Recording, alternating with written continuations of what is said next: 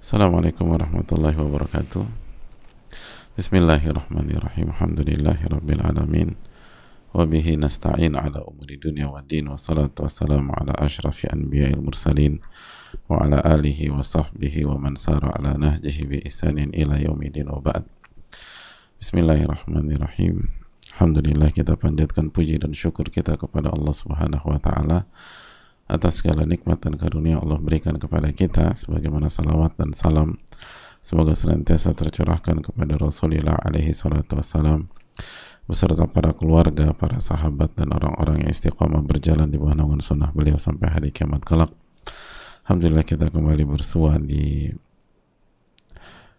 amal yang akan mengangkat derajat kita di sisi Allah Subhanahu wa ta'ala, sebagaimana yang Allah berfirman dalam surat Al-Mujadilah ayat 11. Surat Al-Mujadilah ayat 11, yarfa'illahu alladhina amanu minkum walladhina utul ilma darajat. Yarfa'illahu alladhina amanu minkum walladhina utul ilma darajat. Allah akan mengangkat derajat orang-orang yang beriman dan berilmu di antara kalian beberapa derajat. Ini ayat yang menjadi salah satu motivasi kita untuk terus belajar, untuk terus beribadah, untuk terus mengejar ilmu nafi, ilmu yang bermanfaat. Allahumma inna nas'aluka ilman nafi'an wa na'udzubika min ilmin la yanfa'. Karena kita semua secara tabiat ingin melangkah ke level yang lebih baik di semua hal, dalam bisnis, dalam karir, dalam pergaulan. Kita pengen semakin tinggi, semakin tinggi, semakin tinggi. Dalam fisik, dalam kesehatan. Maka bagaimana ketinggian di sisi Allah Subhanahu wa ta'ala? Ketinggian di sisi Allah Subhanahu wa ta'ala. Semua orang ingin naik di bidang apapun.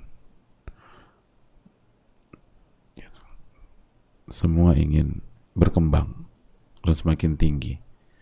Nah, kalau itu yang terjadi di berbagai macam kehidupan kita, lalu bagaimana dengan kedudukan kita di sisi Allah Tabaraka wa ta'ala? Maka marilah kita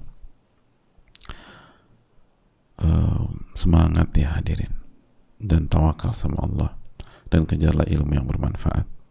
Allahumma inna nas'aluka ilman nafi'an wa na'udzubika min ilmin la yanfa'. Sebagaimana hadirin Allah muliakan, jaga syahadatin kita, la ilaha illallah, jaga tauhid kita. Kita selalu berusaha beribadah hanya kepada Allah dan berusaha mengikuti Rasulullah SAW. Lalu marilah kita bersalawat kepada junjungan kita Rasulullah SAW. Allahumma salli wa sallim wa barik wa an'im ala nabiyyina wa rasulina Muhammadin wa ala alihi wa sahbihi ajma'in.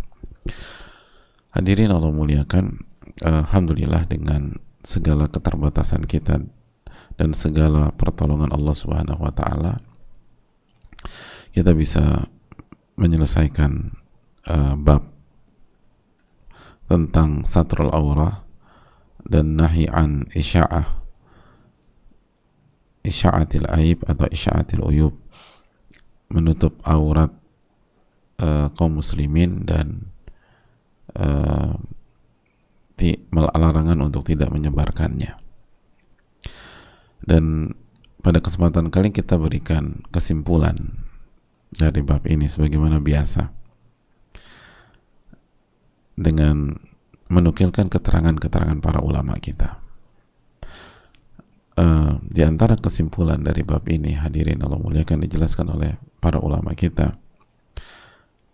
Mereka mengatakan bahwa as-satru sifatun fil insan yuhibbuhallah azza wa jal. Menutup aib, baik menutup aib diri sendiri maupun menutup aib orang lain, adalah sebuah sifat yang dimiliki oleh manusia dan sifat ini dicintai oleh Allah. Sifat ini dicintai oleh Allah. Dari kesimpulan dari semua dalil yang kita bahas, yang diangkat oleh Al-Imam An-Nawawi rahimahullah ta'ala, memberikan kita kesimpulan bahwa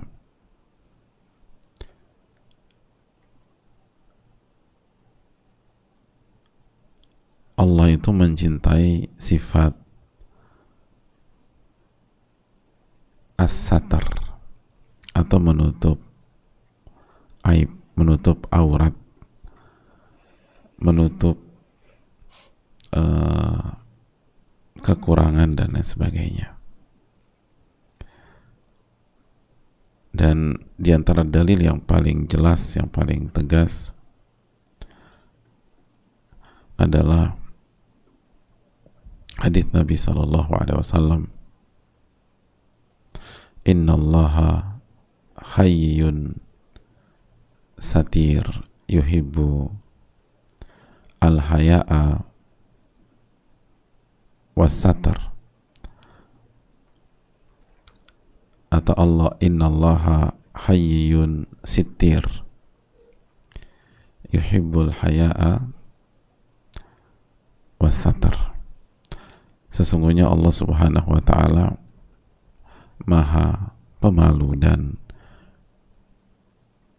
penutup. Sudah kita bahas.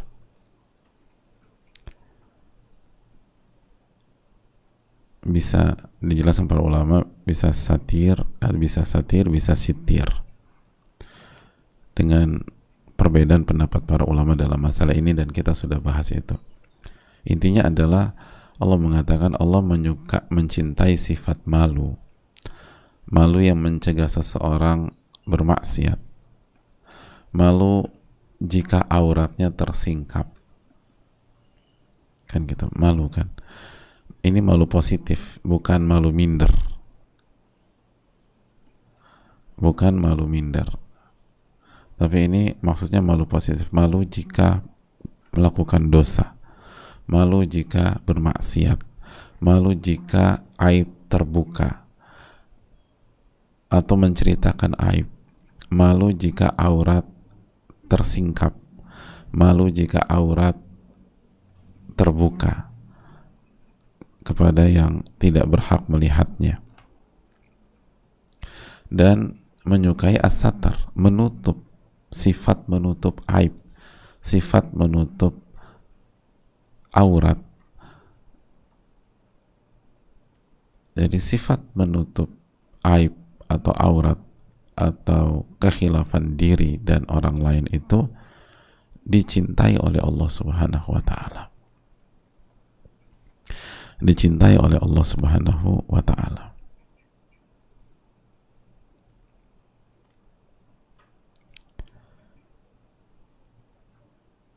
Jadi hadirin Allah muliakan,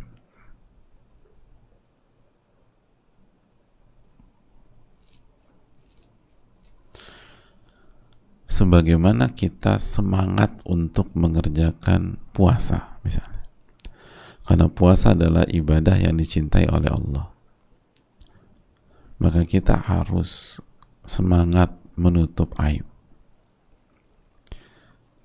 karena Allah mencintai hal tersebut. Sebagaimana kita semangat sholat, karena sholat adalah ibadah yang sangat dicintai oleh Allah, maka kita pun juga berusaha menutup aib, aib diri dan aib orang lain, karena ini adalah sifat yang sangat dicintai oleh Allah. Begitu. Sebagaimana kita semangat berinfak dan bersedekah, karena hal ini dicintai oleh Allah, maka hendaknya kita menutup aib.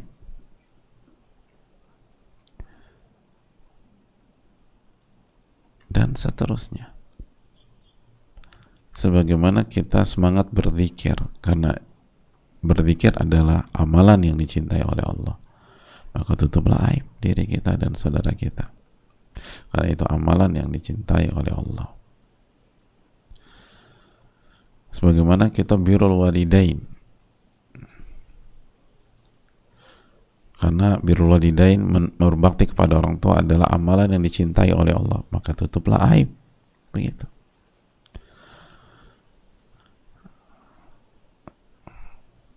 Sebagaimana kita misalnya ingin menikah atau semangat dalam mendukung pernikahan saudara kita atau teman kita, sahabat kita, dan kalau kita sudah menikah, kita semangat untuk memberikan yang terbaik buat pasangan kita karena Allah mencintai itu, maka tutuplah aib karena Allah pun mencintai. Jadi hadirin Allah muliakan, menutup aib itu bukanlah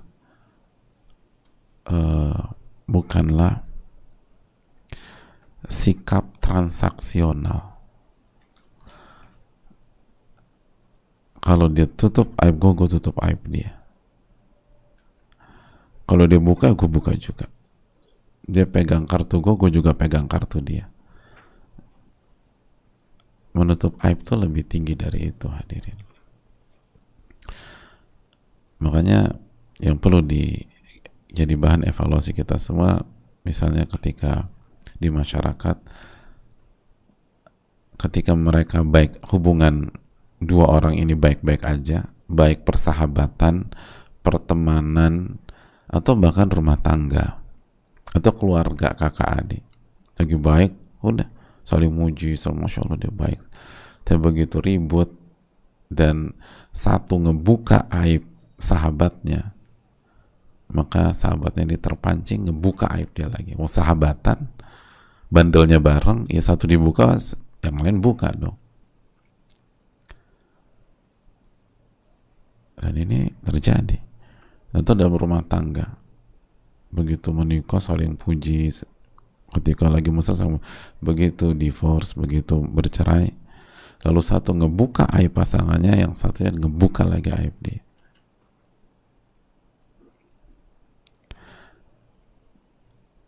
Hadirin Allah muliakan. Atau kakak adik gitu loh,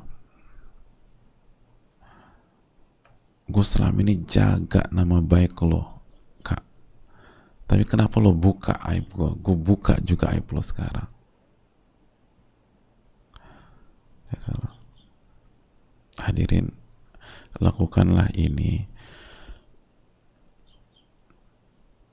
karena Allah mencintai as-satar, bukan karena orang, biar kita dapat pahala, agar kita dapat pahala amal soleh dan agar kita dapat pahala ibadah.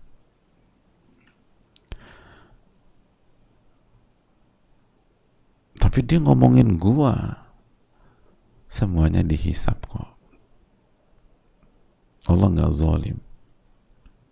Masih ingat hadits qudsi, kata Allah Subhanahu wa ta'ala, Allah berfirman, inni haramtu dzulma ala nafsi, aku telah haramkan kezaliman pada diriku. Allah nggak akan. Masih ingat surat Ali Imran ayat 182, wa anna allaha laysa bidzallami lil abid, sesungguhnya Allah nggak akan pernah menzolimi dan menganiaya hamba-hambanya, nggak akan pernah zalim Allah. Wa anna allaha laysa bidzallami lil abid, Allah nggak mungkin dan nggak akan pernah menzolimi hamba-hambanya. Setiap orang yang bicara ada hisapnya, hadirin. Setiap orang yang ngebuka ada hisapnya. Sebagaimana kita sampaikan, kalau kita nggak punya argumentasi yang bisa kita pertanggungjawabkan di hadapan Allah, maka fatal, Allah akan buka aib kita juga.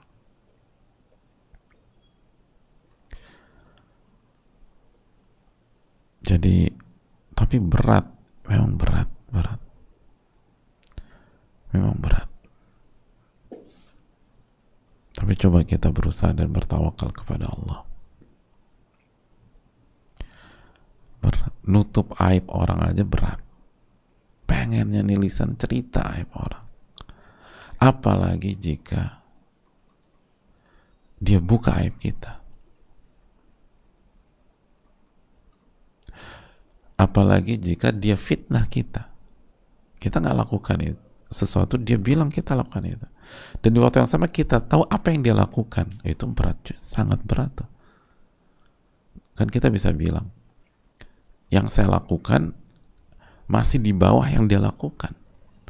Dia bicarakan saya apa yang saya nggak lakukan, tapi yang saya buka ini dia lakukan beneran.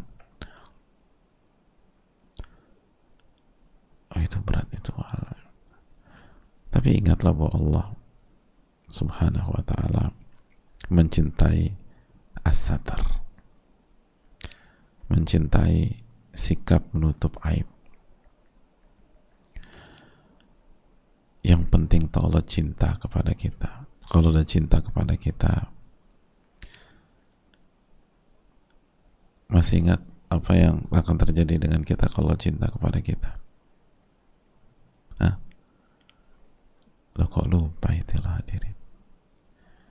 Ini penting biar motivasi kita. Kuntu sam'ahu alladhi yasma'u bih. Aku akan menjaga pendengaran yang digunakan untuk mendengar. Wa basaruhu alladhi yubsiru bih. Aku akan jaga penglihatannya yang ia gunakan untuk melihat. Wa yadahu allati yabtishu biha. Aku akan jaga tangannya yang digunakan untuk beraktivitas, memegang, menyentuh, motorik segala macam. Wa rijlahu allati yamshi biha. Dan aku akan jaga kakinya yang digunakan untuk berjalan. Wa idza sa'alani la'utiyanna. Dan kalau dia meminta kepadaku, aku akan kabulkan. Aku akan kabulkan. Wa idza sta'adzani la'u'idzanna. Dan kalau dia meminta perlindungan kepadaku, aku akan lindungi.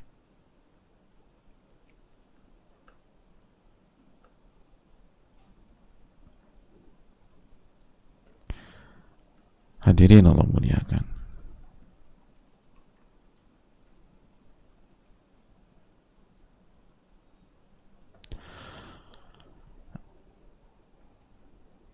Itu hal yang perlu kita camkan.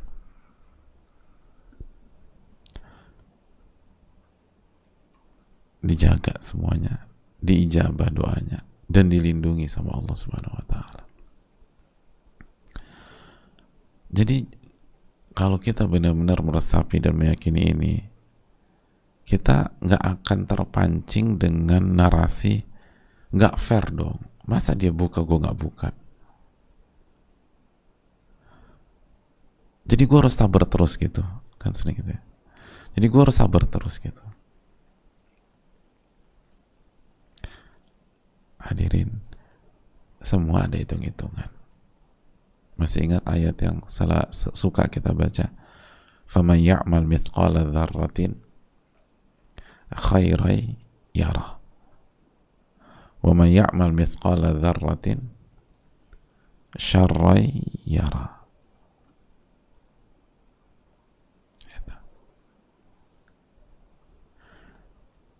Barang siapa yang mengerjakan kebaikan walaupun partikel terkecil, dia akan melihat dampaknya, dia akan melihat pahalanya, dia akan melihat keutamaannya. Dan barang siapa yang mengerjakan keburukan walaupun partikel sebesar partikel terkecil, dia akan melihat dampaknya.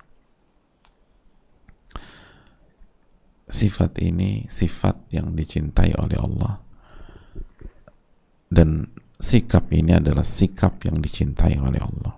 Itu yang harus kita yakini. Lakukan karena Allah tabaraka wa ta'ala, bukan karena si A, bukan karena si B, bukan karena itu, biar kita dapat pahala.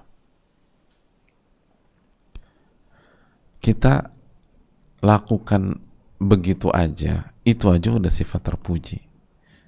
Gimana kalau kita lakukan karena Allah cinta ini gitu.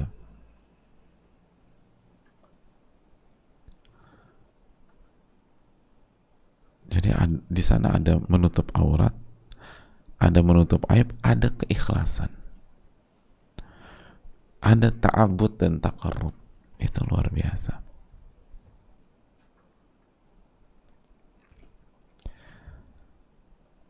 Itu hal yang perlu kita camkan. Yang kedua, hadirin, inna min muqtada asma'ihil husna as-satar fahuwa sittirun yuhibbu ahlas satar. Ini penekanan juga kata para ulama. Dari pembahasan kita bisa menarik kesimpulan bahwa di antara konsekuensi dari nama Allah as-sittir atau as-satir adalah menutup aurat dan aib. Karena Allah mencintai orang-orang yang menutup aib dan aurat itu. Jadi karena Allah mencintai, sebagaimana tadi kita bahas, karena Allah mencintainya. Jadi lakukanlah agar kita dicintai oleh Allah itu. Lakukanlah bukan sebatas karena A, karena B, karena C.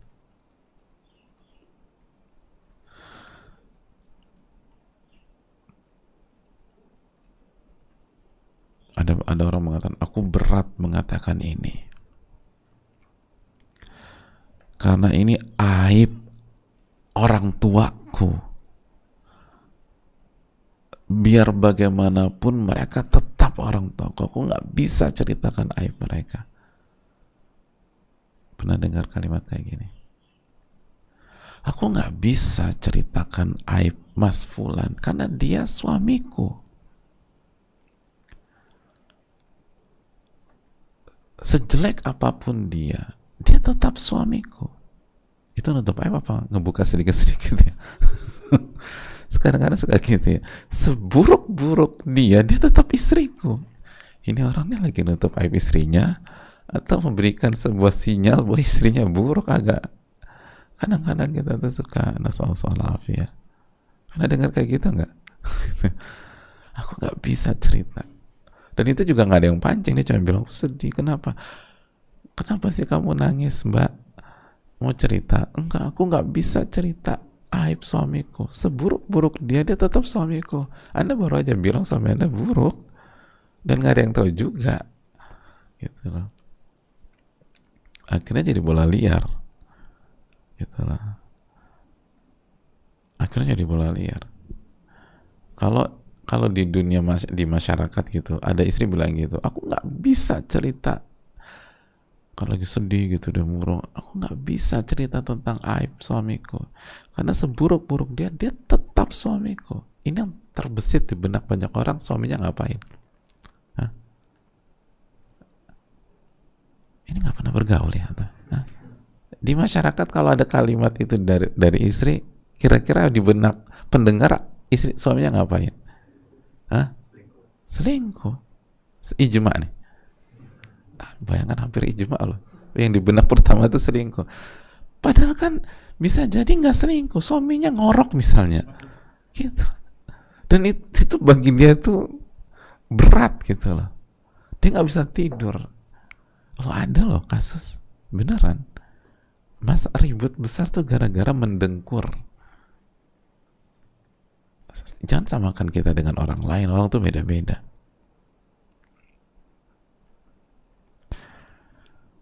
Hadirin Allah muliakan. Bisa nggak kayak gitu? Bisa nggak? Jadi tertekan. Jadi bisa jadi itu tambah liar lagi. Orang pikir suaminya selingkuh, padahal suaminya mendengkur. Hadirin Allah muliakan. Jadi tutup aib saudara kita. Bahkan tutup aib diri kita sendiri. Agar kita dicintai oleh Allah itu. Agar kita dicintai oleh Allah.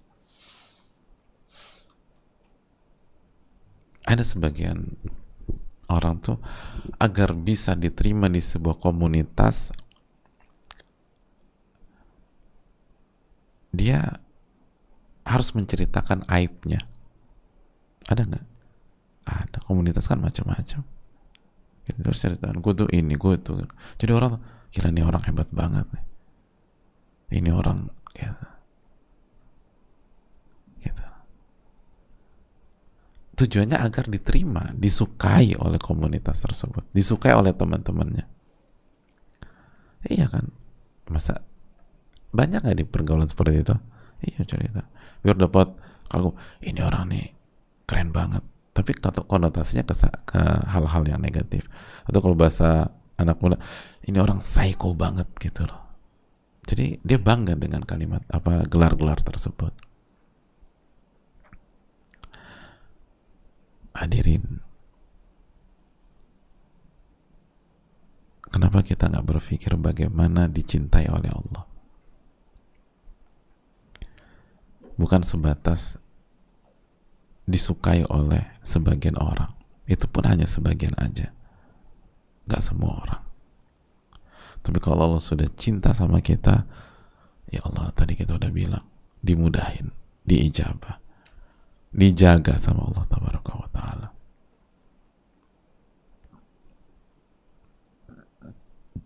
Jadi tutup aib, tutup aurat diri ini, dan tutup aurat orang lain.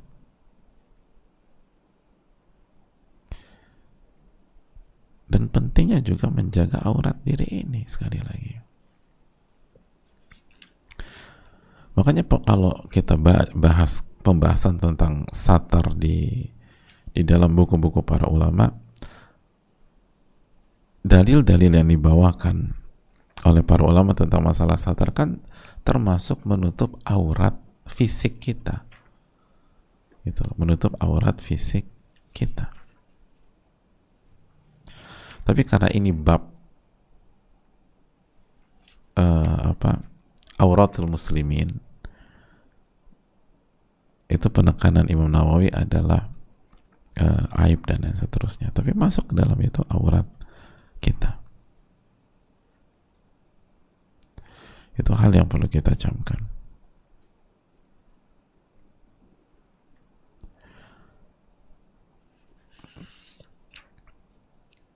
Jadi Allah tuh mencintai, Allah tuh maha pemalu dan maha penutup, menyukai rasa malu, mencintai rasa malu dan sikap menutup.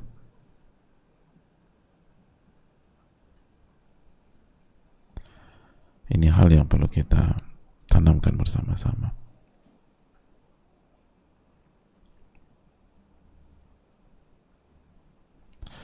Allah Ta'ala alam.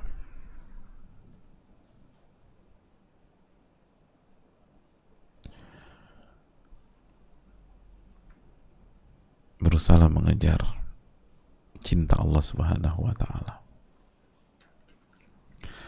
Berusaha mengejar cinta Allah Subhanahu wa Ta'ala.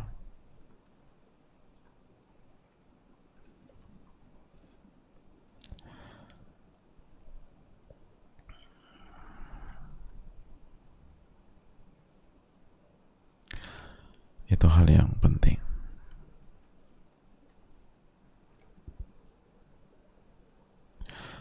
Allah Ta'ala alam.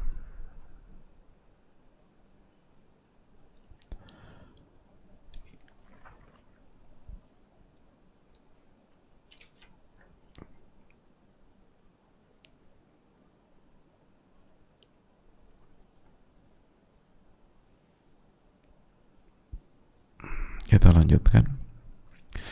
Yang ketiga, al-abdu idza fa'ala al-ma'siyah wastarja'a satarahu Allahu fi dunya wa dzakkarahu biha fil akhirah thumma 'afa anhu.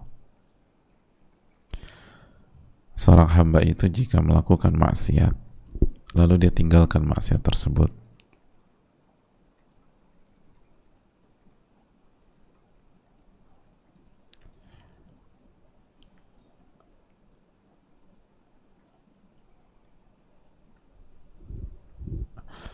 dia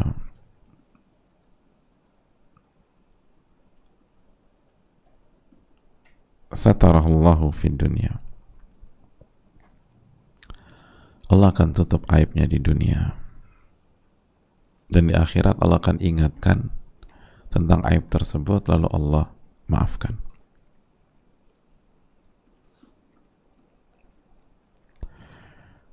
Sebagaimana yang sudah kita jelaskan bahwa kaidahnya, dan ini berdasarkan hadis Nabi SAW, kaidahnya adalah barang siapa yang Allah tutup aibnya di dunia, Allah akan tutup aibnya di akhirat.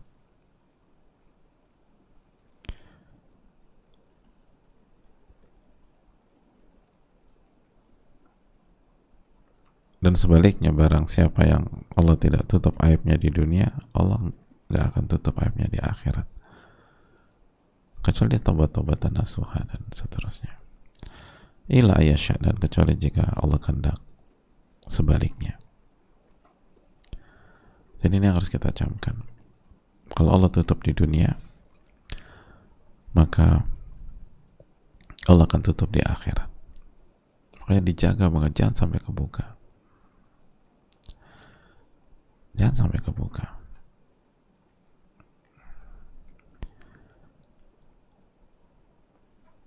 Karena ini penting. Karena ini awal, hadirin sekalian.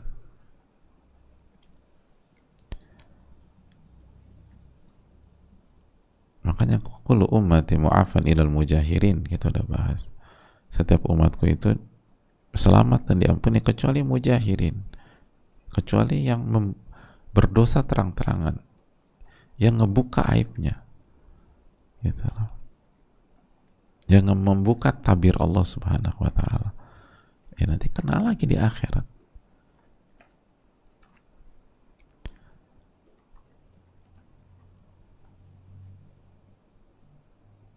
Jadi orang tuh lupa ketika dia buka aibnya, ini satu paket, di dunia di akhirat kena juga.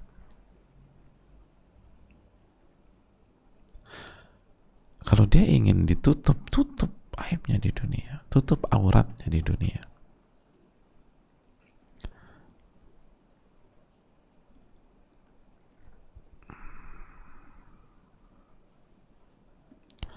Ini yang perlu kita camkan.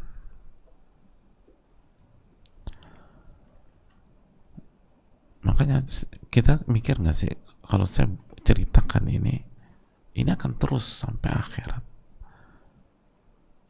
kecuali tobat-tobatan nasuha, kecuali jika Allah berkehendak lain. Tapi secara umum kaidahnya demikian. Nah, mayoritas orang kan nggak mikir ke arah sana. Itu tadi yang penting buat orang senang, buat sensasi, atau memang ngeremehin. Nggak mikir jauh, Bo. Itulah kita kan, kita seringkali berpikir pendek. Allah ta'ala misal. Kita buka sesi tanya jawab, dan insyaAllah kita akan lanjutkan faedahnya di pertemuan besok biidznillah ta'ala. Wassallallahu sallam ala nabiyina Muhammad.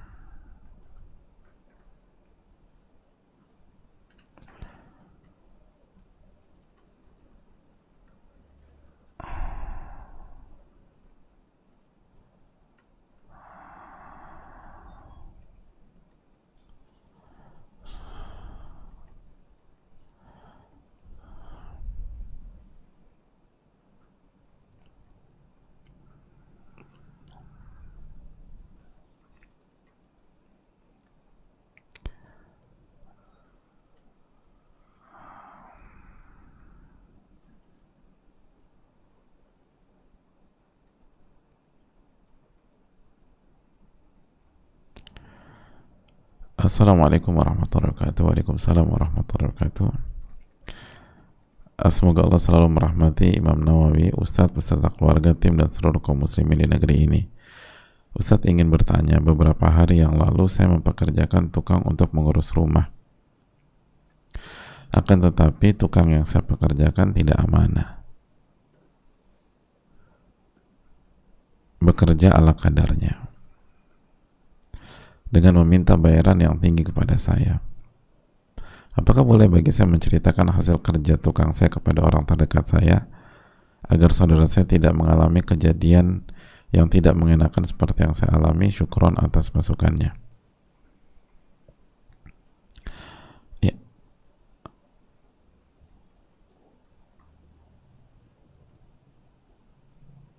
Yang pertama, hadirin Allah muliakan, terima kasih atas pertolongan dan doanya, wa iyyakum.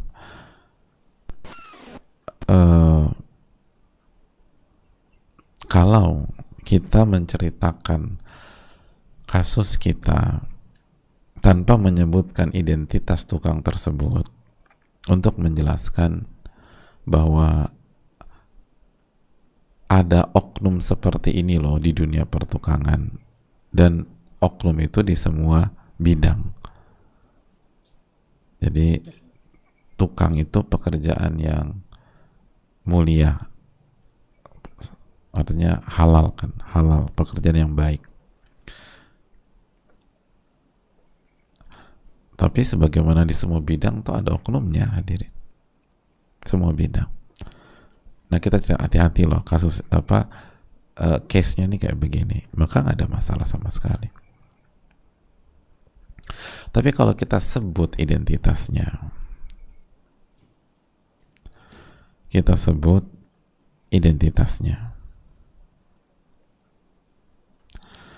maka hadirin Allah muliakan,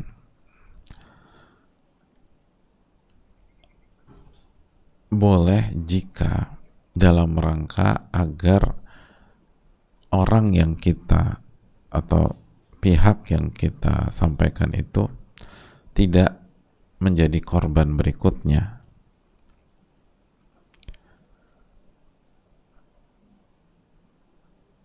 Tidak menjadi korban berikutnya. Tidak menjadi korban berikutnya.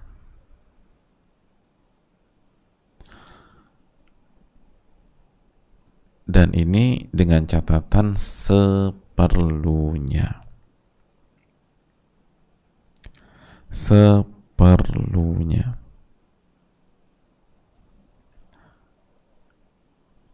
Tidak boleh tidak boleh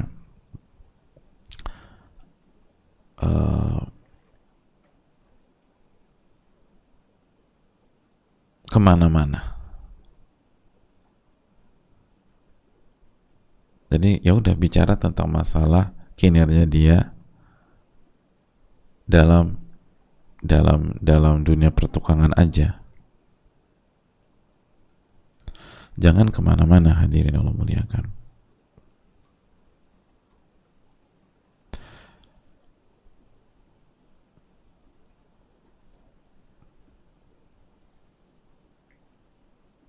Hadirin Allah muliakan.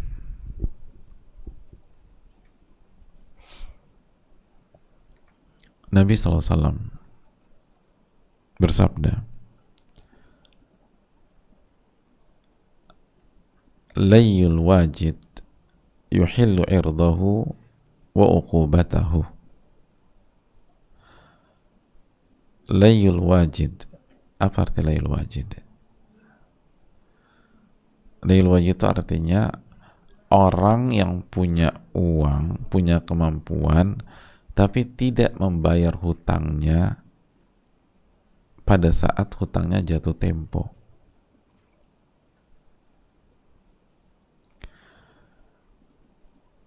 Berarti zalim apa enggak ini? Nah, dia punya uang, pas hutang jatuh tempo dia nggak bayar. Zalim apa enggak? Oke. Nabi SAW mengatakan apa? Yuhillu irdahu wa uqubatah. Orang kayak gini kehormatannya kehormatannya dihalalkan, dan hukumannya dihalalkan juga. Maksudnya apa? Boleh diceritakan dan boleh dihukum, tapi hukuman dikembalikan ke hakim, bukan main hakim sendiri. Jadi yuhillu irdahu, kata Nabi kita sallallahu alaihi wasallam, membuat kehormatannya halal. Kan hukum asal kehormatan haram untuk diotak-atik. Tapi ketika dia zolim, boleh diceritakan. Tapi sekedarnya. Hanya berkaitan dengan titik masalah.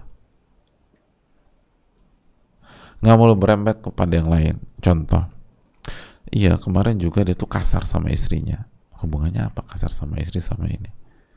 Salah, nggak boleh kasar sama istri. Tapi itu bab lain. Itu bab lain. Iya, tapi dia tuh suka main perempuan kalau malam. Iya, itu nggak boleh, haram.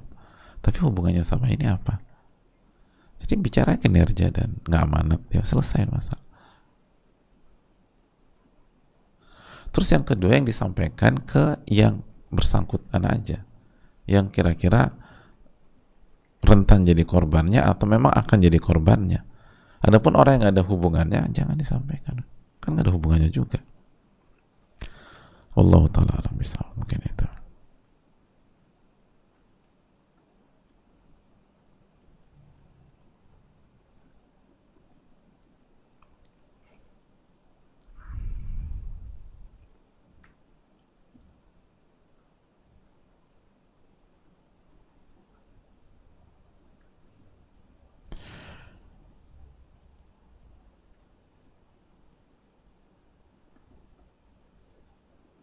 Assalamualaikum warahmatullahi wabarakatuh. Waalaikumsalam warahmatullahi wabarakatuh. Semoga Allah merahmati Imam Nawawi dan semoga Allah melindungi Ustadz dan tim serta kaum muslimin. Amin ya rabbal alamin.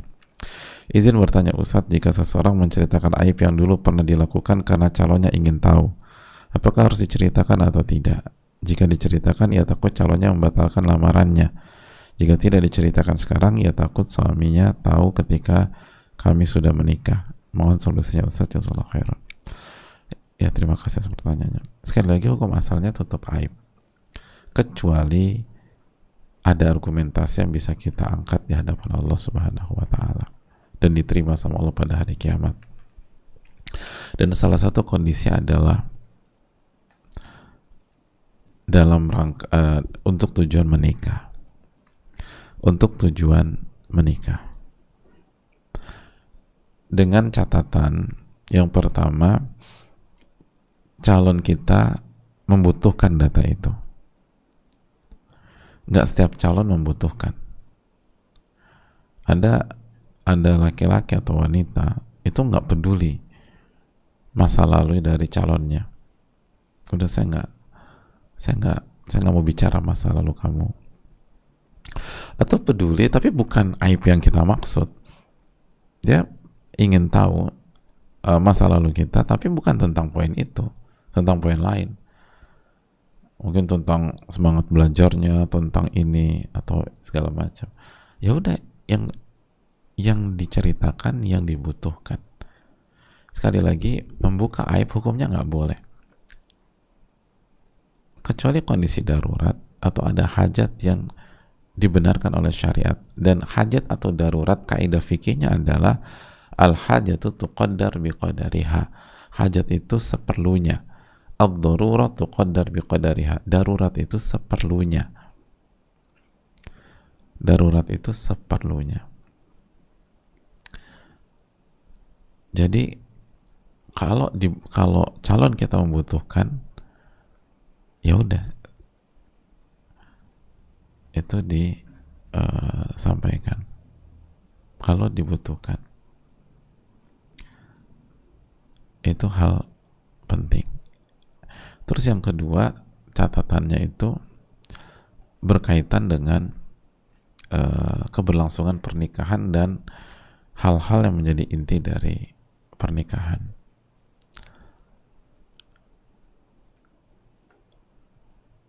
Terus yang ketiga, misalnya ditanya ada punya trauma apa, atau mungkin pernah,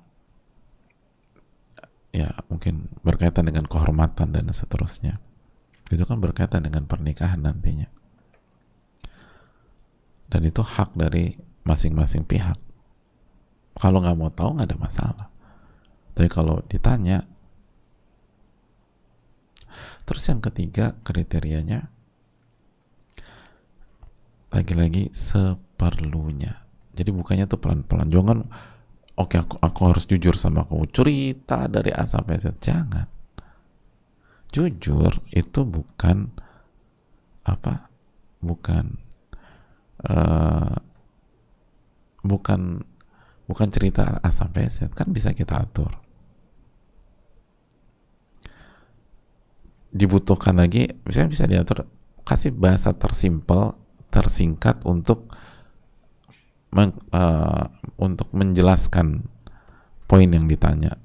Kalau dia belum puas dan memang itu hak dia, bukan lagi sedikit lagi. Bukan di ngeles ya, nggak ngeles ya, tapi seperlunya aja.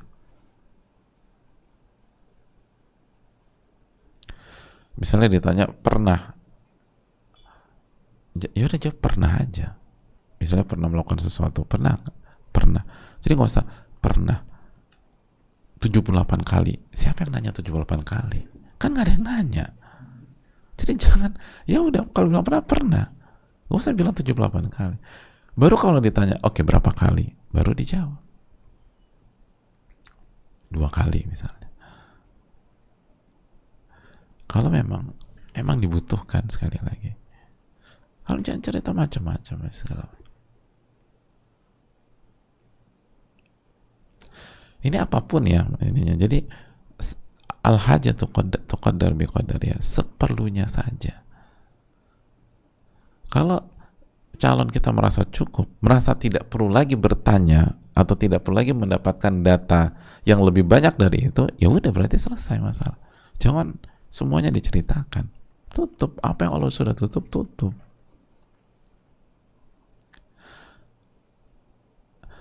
Tuh, tapi kan itu masa lalu, Ustaz. Itu pertama hak dari calon pasangan.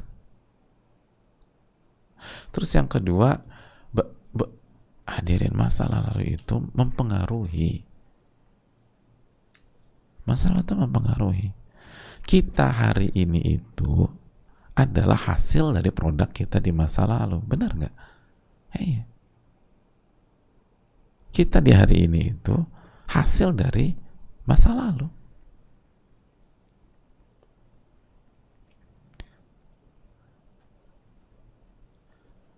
Maka itu yang perlu kita renungkan. Betul, kita hidup untuk masa depan.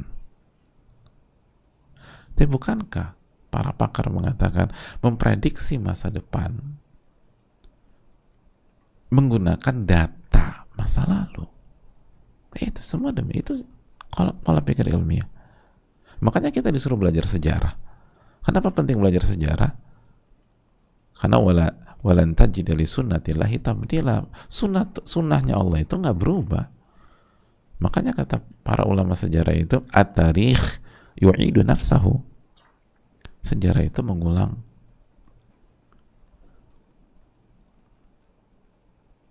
dirinya sendiri. Dan pelajaran atau keterangan para ulama ketika menjelaskan hadis tentang hamba sah yang berzina, masih ingat? Lalu kata Nabi, kalau 3 kali jualah walaupun dengan harga yang murah, ingat? Nah itu dijelaskan para ulama bahwa ketika menjual harus kasih tahu atau perlu kasih tahu, oh ini dia berzina, dikasih tahu.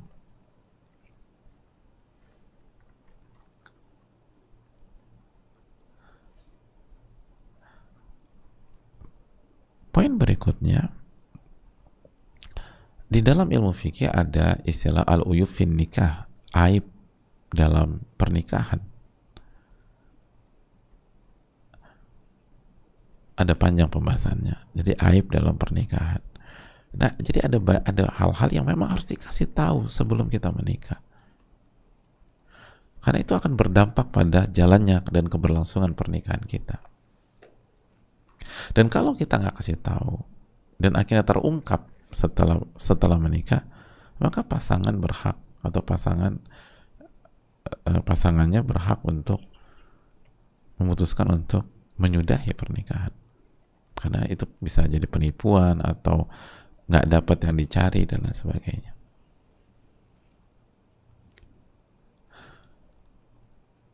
Oke, yang jadi masalah kita adalah kita khawatir ketika semuanya sudah tepat, lalu kita kasih tahu, akhirnya batal, kan gitu ya, selalu begitu.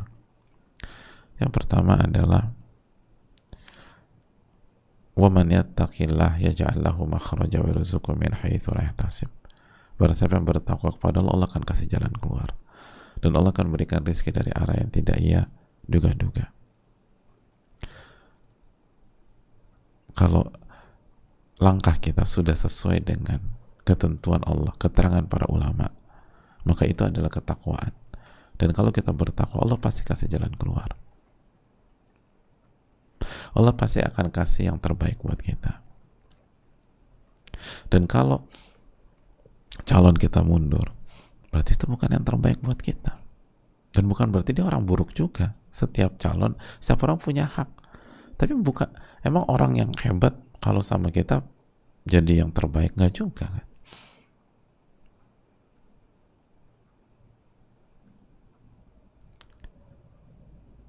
Zainab itu luar biasa nggak hadirin? Luar biasa. Zaid bin Harithah luar biasa nggak? Luar biasa. Dua-duanya bertakwa apa nggak? Bertakwa. Tapi nggak cocok.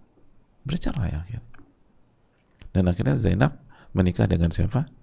Rasulullah SAW. Berarti kualitasnya, wih, siapa yang meragukan Ummahatul Mukminin?